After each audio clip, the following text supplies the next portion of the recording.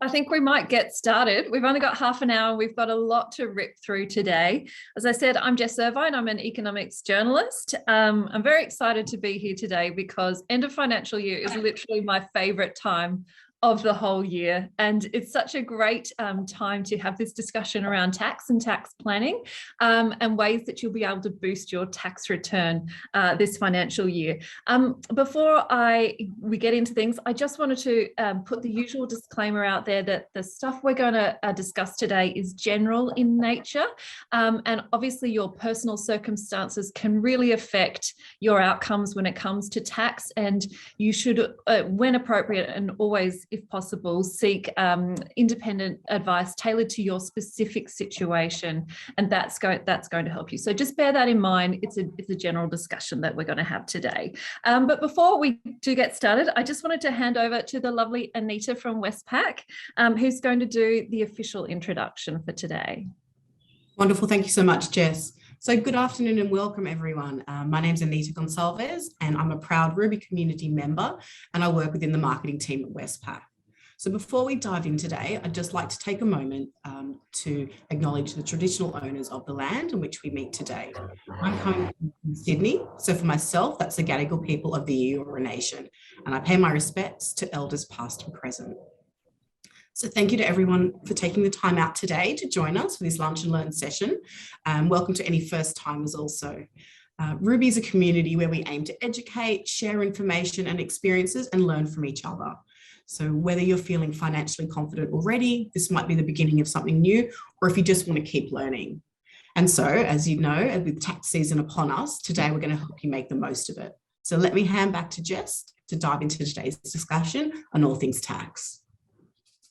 That's wonderful. Thank you for that, Anita. I'm going to start firing my questions because I'm a journalist and I love to ask questions, but we also love getting your input too for everyone on the Zoom. If you would like to ask a question of our panelists, you can pop it into the Q&A chat, which you should be able to find down if you look down at the bottom of your screen, and it will show on the side. So do pop some questions in there and we will, if we've got enough time, we will make time to get to some of them.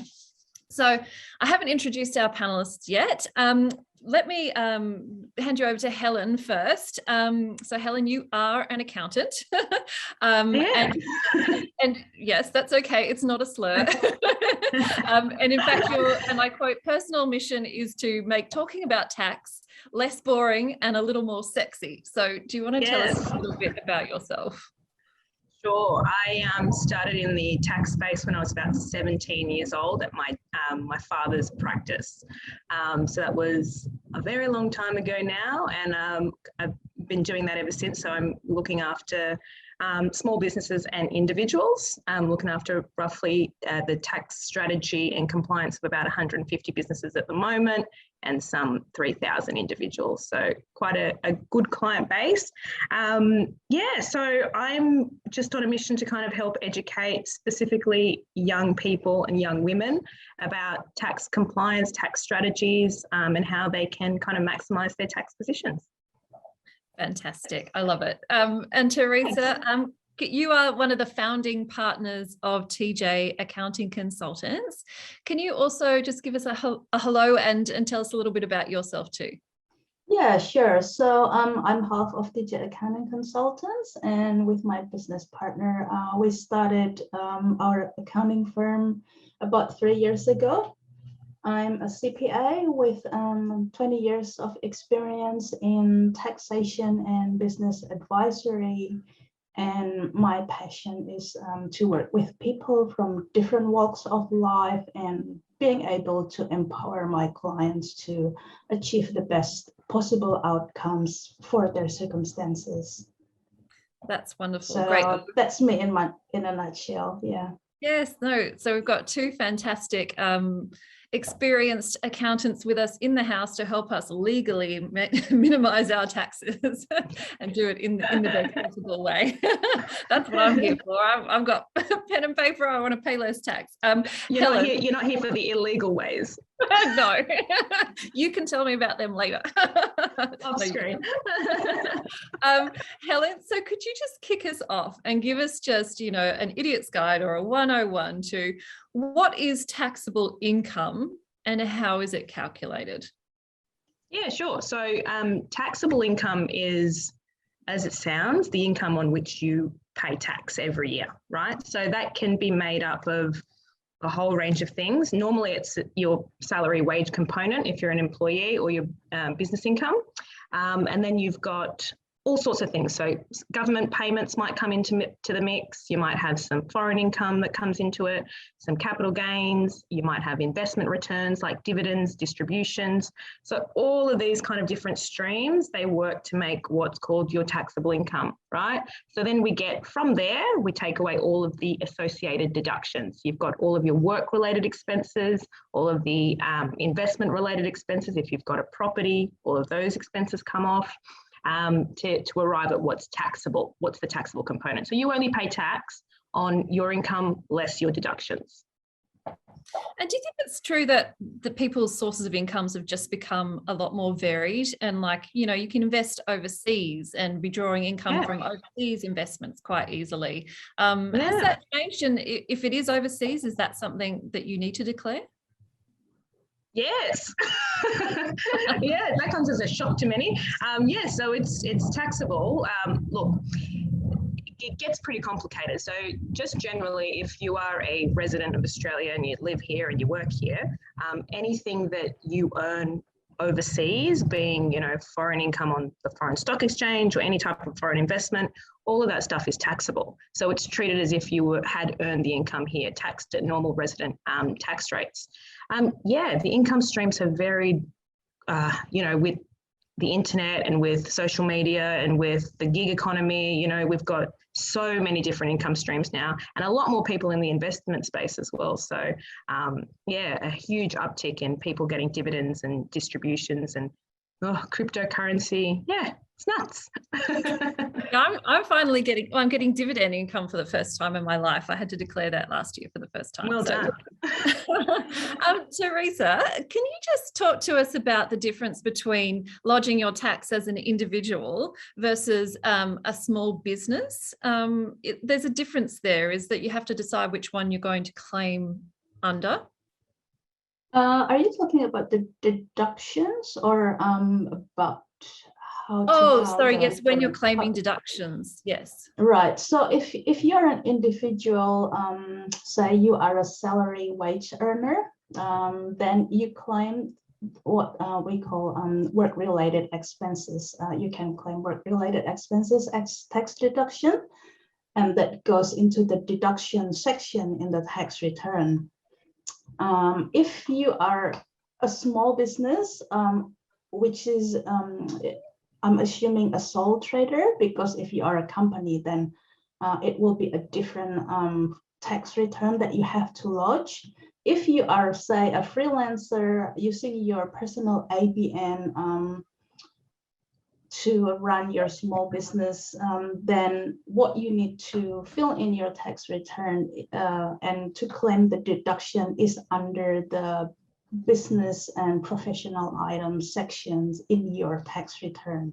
So it is still the same individual tax return form, just different sections in your tax return. That's great. Thanks for clarifying. Yes, because I do earn income as a salary earner, but I also do some sort of side hustle income. And I have sort of an ABN, and I'm a sole trader, I think.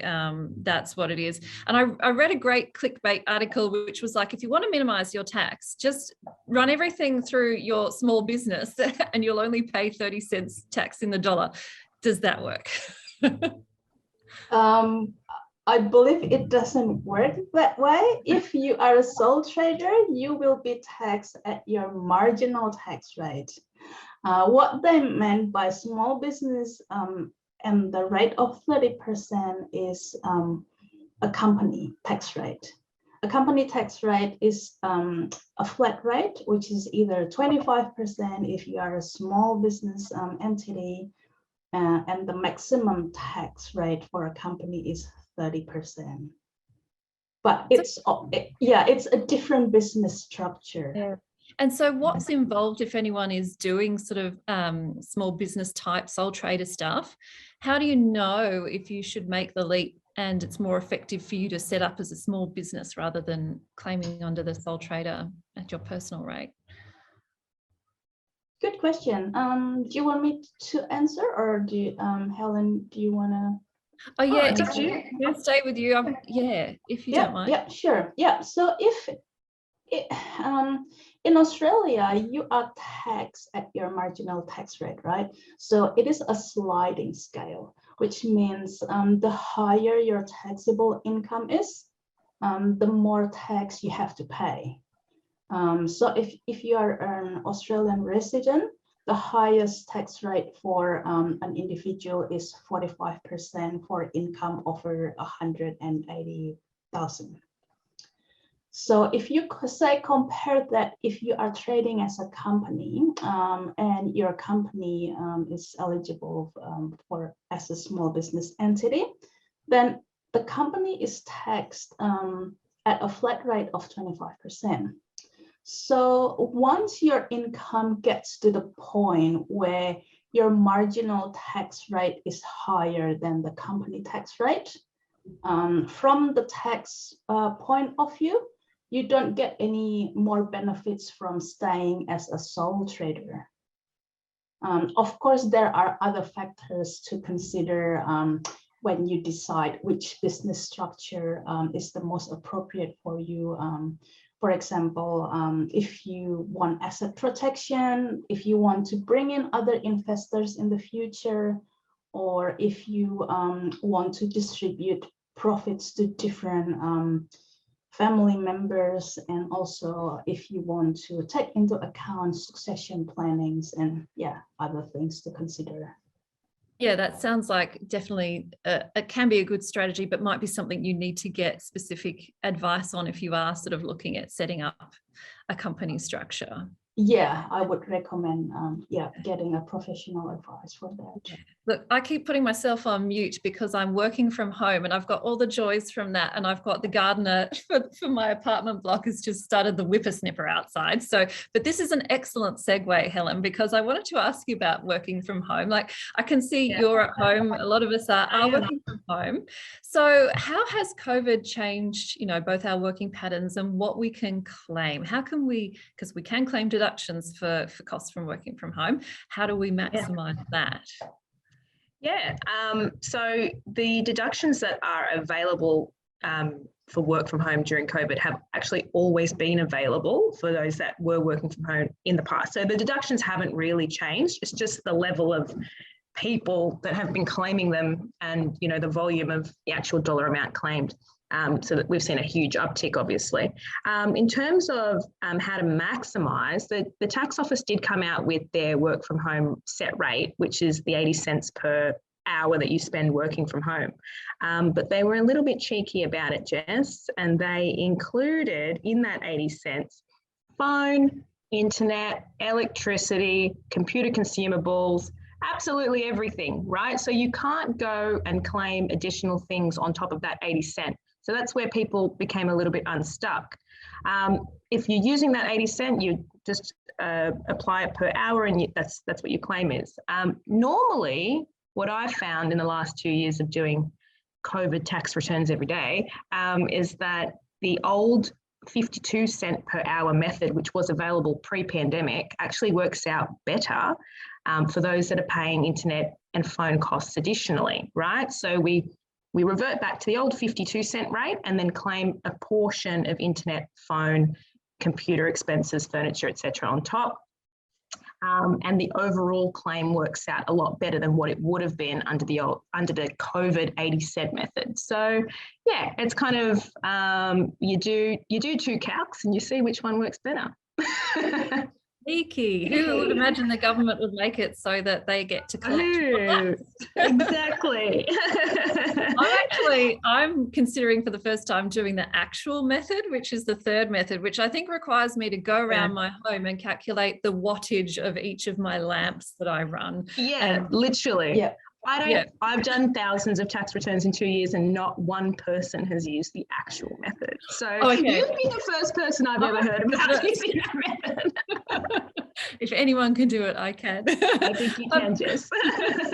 And Theresa, can I ask you if any of our listeners are set up as small businesses or sole contractors, what sort of records should they be keeping throughout the year to maximise the deductions that they can claim? Everything that relates to your business, you'll need to keep records of.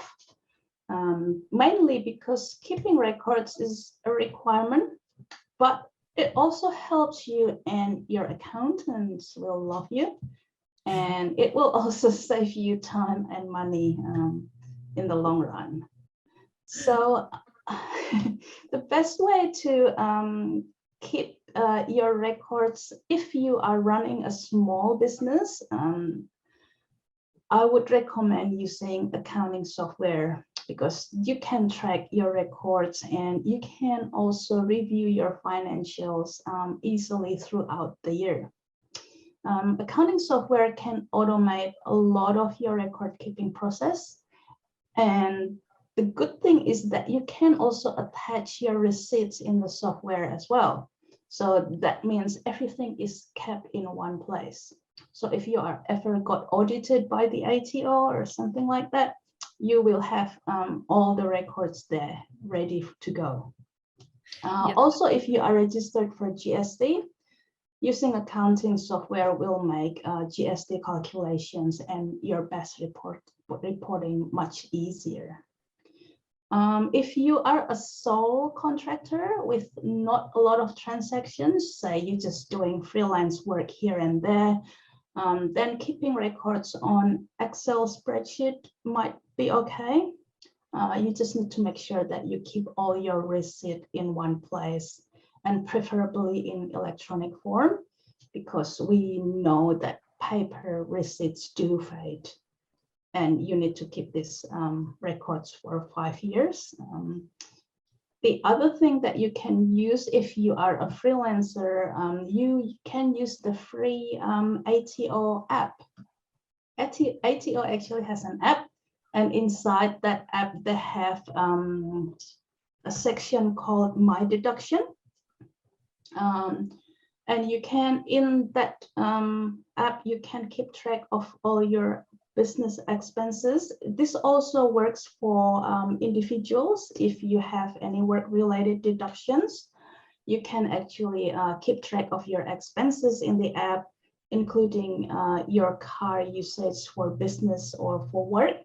And you can also upload photos of your receipt and save it in the app. So again, everything will be kept in one place. Yeah, I've tried to use that before and I keep forgetting to use it. But so it's probably too late to use it for this financial year, but that might be a good one to download and vow to do better for the coming financial year to keep the record. Yeah, it is always better to actually keep the records as you go rather than lump it all in a shoebox or something and then do it all at year end. Yeah, that's a good tip. The My Deductions app, that's a good one. And Helen, we haven't quite closed out the financial year. So there's a lot of ads for like Officeworks or Bunnings or whatever, you know, end of financial year, get in now. How does that work that when you're still spending money? If you go buy something to claim as a deduction before the end of the financial year, you're still spending money, aren't you? But how does that help you? And what sorts of things could we be considering buying before the end of the financial year? Yeah, tax time is always a bit of a frenzy with all the end of financial year ads. Look, I always discourage spending for the sake of a tax deduction, right? It's very counterintuitive. You don't want to spend $1 just to save 30 cents, right? Especially if you don't need what you've purchased. So my advice is always, if you need it for work and you're going to pay for it anyway at some point, then go ahead and spend that money before end of financial year so that you can get the tax benefit as soon as possible. So things you could claim, yeah. So with working from home, Officeworks is a great one. Anything from Officeworks really that you need. Furniture, furniture you can claim, right? But if you're going to claim it, you won't be able to use the set rates from the ATO anymore for the the work from home, because those set rates, they include the decline in value of furniture. You mean Right? The 80 cent and the 52. Yeah, exactly. So if you've purchased furniture and you want to claim it, you can. It needs to be depreciated if it costs you more than $300. But then keep in mind that you can't then use the set rates for the electricity component. You'll have to use the actual method to do that. And that's a pain in the bum. This is why I want to do it, because I bought like this new desk, L-shaped desk, and a unit for under $300 specifically, so I could, and a chair as well. Yeah, good. Well, do your comparison calcs and see which one works out kind of better. Because if the furniture is really cheap, not that that's really cheap, but if it's quite cheap, then it might not really work out to your benefit. Yeah. So just do a comparison calc. Okay, yeah, I think I can help you. If anyone wants to follow me on Instagram at Money with Jess, there's going to be a series of stories about me trying to use the actual method. But Helen, also could I ask you about one of the most important things, or one of the biggest deductions people can do if they've got them, is to make contributions to super, and that can result in quite a large tax refund. Can you tell us about that strategy, because there's still time before the end of the financial year if people were thinking about that. There is, only just. So I'll just preface this with a disclaimer. I'm not a super advisor. I'm not a financial advisor. I can't give super advice, but I can advise on the tax implications of putting money into super. So yes, there's really only two ways that a salaried employee can reduce their taxable income. Really, if we're serious. One is negative gearing, and that's harder than, easier said than done in Sydney property market. And the second is superannuation, and that's my preference. It's the only thing that is going to get you a really large tax break, a big windfall, and then also act as a wealth creator for you as well. So there's no dual deduction that's ever going to do that better than superannuation does. Right. So with putting money into super, essentially, whatever amount you decide to pop in, there are always going to be limits to how much you can put in. So this is why it's really important to see an advisor. Whatever amount you decide to put in, you'll be eligible to claim that as a tax deduction in your tax return. Right. So you will save whatever your marginal tax rate is on that money. However, it will be taxed inside your fund. If you opt to do it that way, it will be taxed at 15% inside your fund, right? So for anybody earning really above 45,000, between 45,000 and up to around 200, it works out really, really well because your marginal tax rates are somewhere between 34.5 and 47. So paying tax on the amount of money you put in super at 15 is always going to make sure that you're still in the green at the end of the day.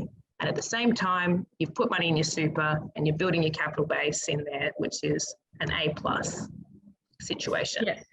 Yeah. And we've got a situation, people can put in up to 27,500 a year and still get that low 15-cent rate. So I suggest people always look on MyGov, and you can have a look at sort of how much headroom you've got left to make those concessional contributions. But then you have to be careful, because the money has to be received by the fund by their close off date, which some of them can be before June 30. That's very tricky. Before you got your tax return, there's paperwork, there's a notification. I've been through the whole process, but I got a whopping big tax return from it. So good. It's something to have a little bit of a research into, particularly around super, although people might be getting a bit pushy towards the end of the year to have time to do that. Theresa? Sorry. No, that's okay. I was just about to say there's still time if they want to do it. Go into MyGov. There's a section there under super called concessional contributions caps or carry forward contribution caps. They've actually rolled forward the caps from the last few years into this year. So if you want to be putting a big lump sum in, this is the year to do it. So have a look on MyGov. Yeah, I think there's about 3 financial years now sitting there of 27. Yeah. It used to be a bit exactly smaller, but you 19, 20, 21 up to into 2022. And it's actually moving into 2023 as well. So there's still time. Yeah, excellent. Theresa, do you have any other favorite strategies that you talk to people about in terms of ways to reduce their income, either at this time or throughout the year? Well, if you are an individual, if your taxable income is above the Medicare levy surcharge threshold, which is 90,000 for an individual or 180 for a family, and if you don't have a private health insurance with hospital cover, you might want to consider taking out hospital cover to reduce to reduce any payable amount from Medicare levy surcharge. If you have investment, say a rental property, consider it, and if you haven't done already, consider getting a depreciation report for any building write-off deductions. You also might want to carry out any repairs and maintenance prior to 30 June on your rental property. And if you're planning to selling your investment property and you know you will have a lower income in the next financial year, you might want to defer signing the contract so that the capital gain will be included in your next financial year tax return. If you are a business owner or if you're an employer, you can claim a tax deduction if you pay your staff June superannuation before 30th of June. And like you said, Jess, you need to make sure that you allow enough time to make sure that the payments are actually received by the super fund by 30th of June. Also, if you're a business and you are expecting to have higher income this financial year compared to next financial year, depending on what your budget is and projection for next year, you could also deferring your income until after 1st of July, if that is applicable to your circumstances.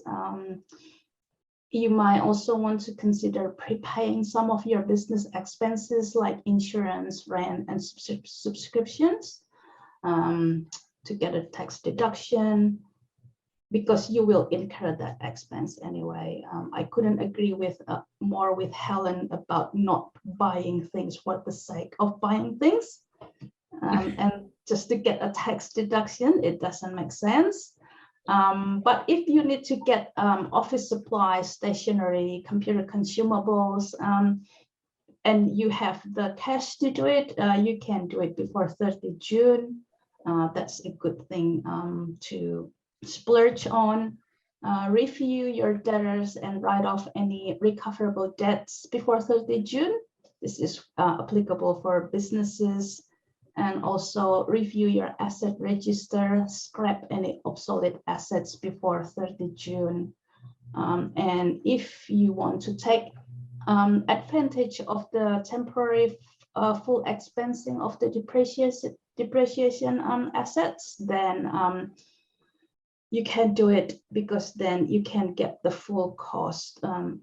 You can claim the full cost of the eligible asset that you purchased and installed ready to use before 30 June. Yeah, that's great. There's so many strategies, aren't there? And I'm a bit of a go it alone type of girl, and I've only used an accountant once. Sorry to offend you. So offended. Of course, another thing you can claim is the cost of seeing an accountant. But how do we find a good one? How do we find good ones such as yourself? Oh, that's the age-old question. Look, it's really hard, to be honest. There's not many of us. There's not been a huge uptake in the industry from young people. So you'll find that a lot of accountants are a little bit older, which is fine. But I mean, they're going to retire at some point. So we're definitely going to have a shortage in the industry. I mean, look, referrals are always a good way. Ask your friends if they've got a good recommendation, or you can follow me on Instagram, Tax Mermaid. Yeah, I can see someone's just popped in Great the group. tip, Helen. Are you on Instagram, Theresa? Yes, we are TJ Accounting, TJ_accounting. I'm not a big social media user. Jolene, my business partner, is more active than me on Instagram.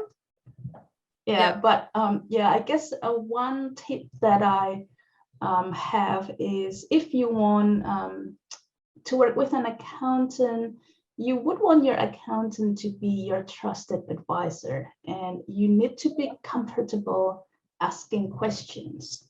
So you would want to look for an accountant or firm that shares the same or similar value as you, and also an accountant that you can connect with to ensure that you get the most out of the services that they offer. Yeah, that's fantastic. I say get an accountant on Instagram, because then you can find out a little bit about them. And I can see someone has put in the chat links to both of your LinkedIn accounts too, if people want to connect with you on there. I'm also on Insta Money with Jess, and then you can follow me trying to do my actual costs method claim for work from home deductions this year, which will be but thank you to you both. It's wonderful to have two, female voices, young female voices working in the space and making tax seem like it's something that we should engage with, and that there's definitely financial benefits to be had. And I am getting the wrap up, so we do have to let you both go. But can I just thank you both very much for your time, and thanks to everyone who's jumped on to have a listen. I hope that there's been some ideas, whether it's making sure your private health insurance is there, or thinking about topping up your super, and also the sneaky government's 80-cent claim. I'm onto that one now. That's been really helpful for me, and thank you so much. And I think that's over and out now. Thanks both. No problem. Thanks for having me. Thanks very much. See you guys. If I could just add one more thing, if you want to compare those home office deduction calculations, you can download a calculator on our website for free. And what's the website?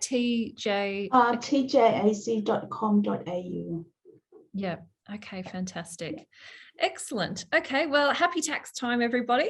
Go out there and get your receipts in order and into the My Deductions app. Hey. Thanks. All right. See ya. Thanks for having us. Bye. Bye.